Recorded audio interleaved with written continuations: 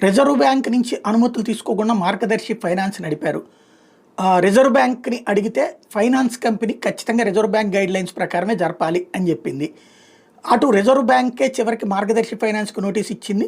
మీరు ఎట్లా నడుపుతున్నారే దానికి అది మాది హిందూ అవిభాజ్య కుటుంబ సంస్థ అని చెప్పారు ఆనాడు రామోజీరావు గారు. దాని ప్రకారం హిందూ అవిభాజ్య కుటుంబ సంస్థకు ఫైనాన్స్ సంస్థ నడిపే అధికారం లేదని తేల్చి చెప్పింది. మీరు ఆ డబ్బులు కలెక్ట్ చేయడం తప్పని తేల్చి చెప్పింది. దాంతో ఆ సంస్థని మూసేశారు.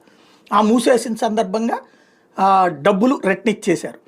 ఈ నేపథ్యంలో డబ్బులు రెట్టిచ్చేస్తుంటే తెలిసి వాళ్ళు పేపర్లే నడుపుతున్నటువంటి వాళ్ళకి ఈ మాత్రం తెలియదా మార్గదర్శి ఫైనాన్స్ నడపకూడదు అన్నటువంటిది హిందూ అవిభాజ్య కుటుంబం కిందన. అలా నడిపినప్పుడు అది నేరమైనప్పుడు నేరాన్ని సరిచేసుకుంటే వదిలేస్తారా అంటూ ఉండవల్లి అరుణ్ కుమార్ పిటిషన్ ముందేసింది ఆయనే. ఆయన వేసిన పిటిషన్ తర్వాతనే మార్గదర్శి ఫైనాన్స్ మూసేశారు. ఆయనకు కూడా తెలియకుండా ఆ కేసు కొట్టేశారు.